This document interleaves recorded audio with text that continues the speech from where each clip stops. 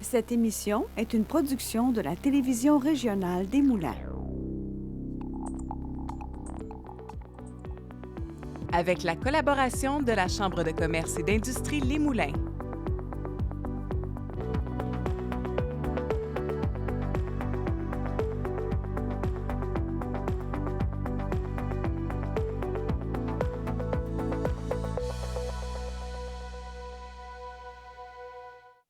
Bienvenue à Fibre Extra. Aujourd'hui, on reçoit Daniel Larocque, fondateur de Phoenix Technologies, une entreprise qui est spécialisée en développement d'applications mobiles et web, qui s'apprête à lancer une nouvelle application RH innovante.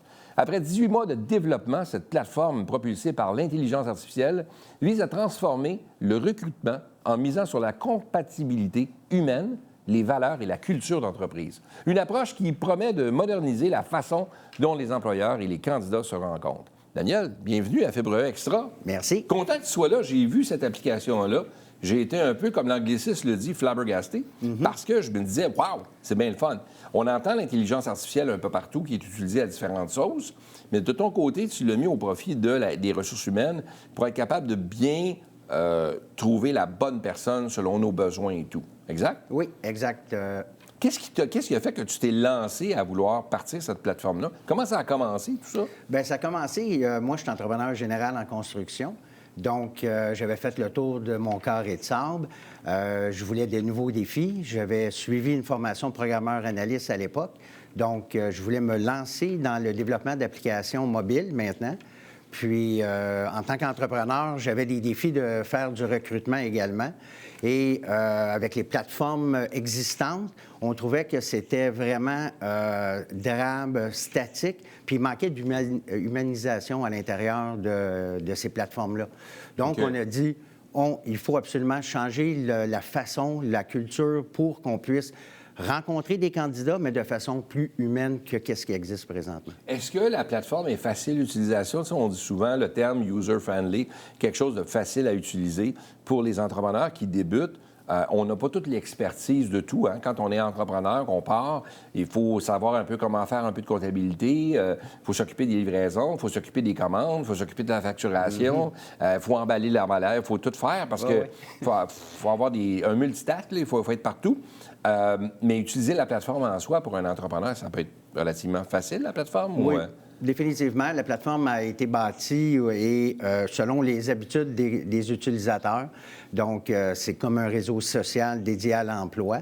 Donc, on crée son profil facilement. Donc, il est guidé à l'intérieur de l'optimisation de son profil, étape par étape. Okay. Donc, c'est très facile. Donc, ça va en deux volets. Ça veut dire que l'entrepreneur peut mettre sur la plateforme ce qu'il recherche et l'employé, ou du moins le candidat, peut aller mettre sa candidature en ligne, puis qui va être pigé par l'employeur, ou il y a un match qui se fait, ou c'est comme une agence de rencontre? Oui, on pourrait dire que c'est un peu comme ça. L'employeur peut créer un profil qui est dynamique, donc il montre sa culture d'entreprise, son environnement de travail, ses projets qu'il fait, donc il va attirer avec une publication. Pour stimuler les candidats à vouloir appliquer chez eux. Oui, et les candidats peuvent à ce moment-là vraiment s'immerser dans le poste à pourvoir, donc les matchs sont beaucoup plus précis parce que les candidats se voient déjà à l'intérieur, les équipes, le projet, puis la publication d'offres qui est mise sur la plateforme. Et l'inversement, c'est miroir. L'application est vraiment miroir. Donc, les candidats, c'est la même chose. Ils peuvent rechercher sur les fils, soit vidéo, soit en photo, texte, traditionnellement, mais également sur une map interactive ultra puissante qui permet justement de cibler son besoin. Et le candidat peut lui aussi faire en vidéo, en texte, une offre de service et les employeurs, eux, scrollent parce que ça a été bâti comme un réseau social. On scroll, on swipe. Donc, à ce moment-là, les candidats et les employeurs peuvent se rechercher mutuellement. Et aussi, il y a l'algorithme, l'IA, justement, à l'intérieur de l'application qui propose des matchs par rapport à toutes les attentes de un ou l'autre à travers l'application. OK. Tu parlais tantôt que tu es un entrepreneur en construction. est-ce que la plateforme, là, juste pour répondre peut-être à les inquiétudes que les gens pourraient avoir, c'est pas limité au secteur de la construction? C'est un peu plus large que ça, là. Oui. Nous, les secteurs qu'on vise, c'est vraiment le commerce de détail, la restauration, le manufacturier, la construction, l'hôtellerie, tout où ce que le savoir-être est aussi important, sinon plus important que le savoir-faire. Parce que le savoir-faire, en tant que restaurateur, ça s'apprend à servir ou cuisinier ou des choses comme ça. Donc, à ce moment-là, l'entreprise veut avoir quelqu'un qui va se dédier à l'entreprise, qui a un bon match, qui a un fit, où ce qu'on sent la vibe. Puis à ce moment-là, ça fait de meilleurs matchs pour l'entreprise et le candidat également. Bon, la question qui tue, là, il y a un coût rattaché à ça. Je veux dire, évidemment, on ne fait pas ça gratuitement, une plateforme comme ça. Il y a des coûts à investir là, pour bâtir tout ça. Il faut la rentabiliser, mais est-ce que c'est des coûts quand même raisonnables pour l'entrepreneur qui est à ses débuts et tout ça? Est-ce qu'il y a des enveloppes quand même, des forfaits qui peuvent être intéressants pour eux?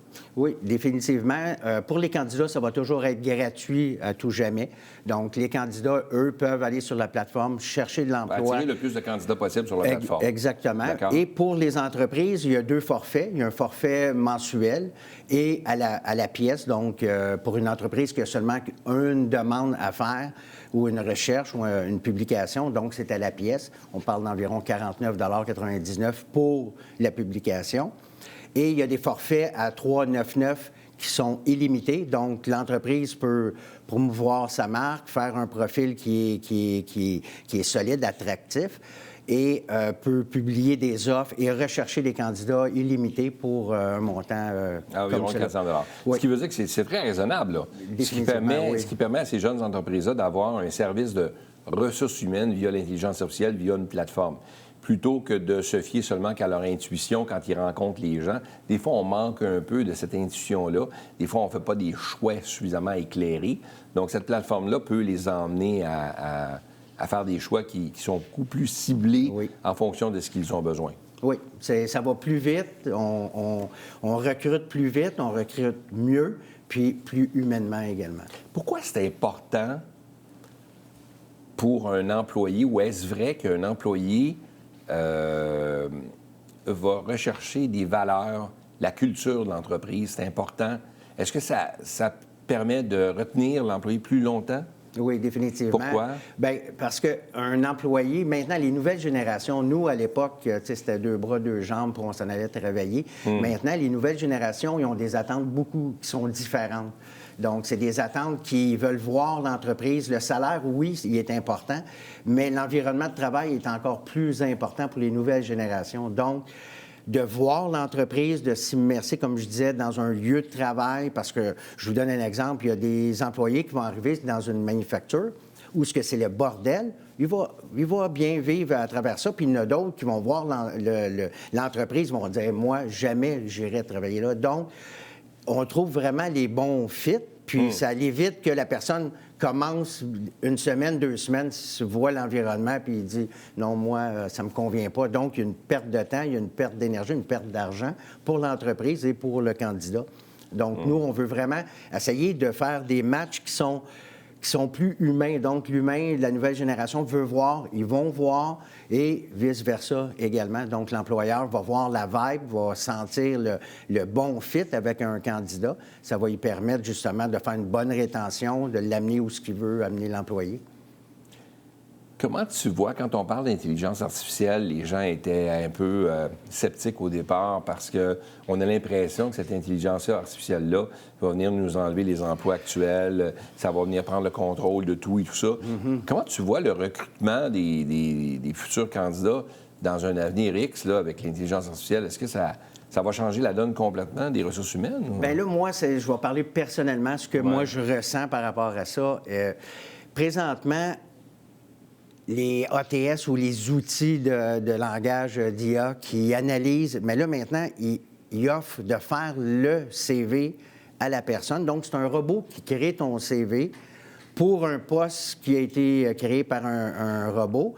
Puis là, c'est le robot qui analyse tout ça. Donc, à quelque part, on perd les bons joueurs, les bons candidats. C'est sûr qu'ils tombent dans les cracks, comme on dit. C'est définitif parce que c'est tout un algorithme qui prend des décisions, mais des fois, entre deux lignes de texte ou de notions, ça se perd. Puis c'est ce qu'on voit présentement. Puis de plus en plus, si on va sur les réseaux sociaux, des grosses firmes RH, ils l'affirment, ils disent que c'est... Comme là, on a été trop loin, il va falloir ramener un peu plus l'humain à l'intérieur. Oui, parce qu'à quelque part, si tout est construit via l'intelligence artificielle, ça ne démontre pas vraiment les capacités du candidat en soi. On s'imagine en lisant le tout que la personne, c'est l'idéal, c'est exactement ce qu'on a besoin, mais c'est quelque chose qui a été un peu revampé par l'intelligence artificielle, qui a été un peu... Maquillé. Je dirais maquillé, oui, tout à fait, même maquillé, habillé, maquillé, manteau, toute la kit, là. Ce qui fait que quand on a le candidat en pratique sur le terrain ou dans l'usine en question, on se rend compte que c'était peut-être pas la même affaire que ce qui nous avait été décrit initialement. Fait qu'il y a une différence. Fait qu'avec la plateforme, on essaie de limiter ça? Oui, ou... on essaie de limiter, puis on essaie de trouver les parfaits matchs qui vivent ensemble, les deux. Ensemble. Donc, pour des postes qui sont un peu plus comme ingénieurs ou plus spécialisés, pointus, oui, là, je dirais que l'intelligence artificielle peut aller chercher des connaissances ou des points qui sont incontournables. Y a-t-il des tests psychométriques qu'on peut faire via la plateforme? Non, présentement, non. Il y a plusieurs choses qui s'en viennent. Donc, en avril, on développe présentement le portail RH. Donc, pour des entreprises qui ont des multi-points de vente avec des multi-joueurs. Donc, à ce moment-là, il va y avoir justement ces tests-là qui vont être ajoutés. Puis, on va pouvoir le faire à même la plateforme. Oui, exactement. Donc, on a des tests psychométriques, donc on voit si la personne a le comportement, ce qu'il faut pour... ça va être les réponses du candidat en question et non l'intelligence artificielle qui va répondre aux tests. Là, exactement. Fait que ça va être beaucoup plus précis. Oui. Qu'est-ce qu'on peut souhaiter à Phoenix Technologies pour la suite? Bien, souhaiter qu'on continue dans la même direction, dans le sens qu'on a des bonnes appuis dans la région. Nos programmeurs sont excellents, donc on veut seulement suivre notre feuille de route. Notre feuille de route, on veut sortir le portail RH qui va faire justement une grande différence pour Phoenix Technologies ou JobLink. Et avec cette volet-là de RH, on va pouvoir toucher encore plus de joueurs. Puis, on souhaite de continuer sur notre lancée. On est bien lancé. En tout cas, vous avez la passion qui vous habite. Bien, merci. Toi et ton équipe, j'ai eu le bonheur d'aller voir cette conférence de presse que tu as faite. Écoute, on te souhaite que le meilleur pour la suite. Bien, c'est très gentil. Merci d'avoir passé. Merci de nous avoir reçus. C'est des outils indispensables pour nos entrepreneurs. Toujours le fun de te parler. Ah, c'est bien le fun. Merci, Daniel. Merci.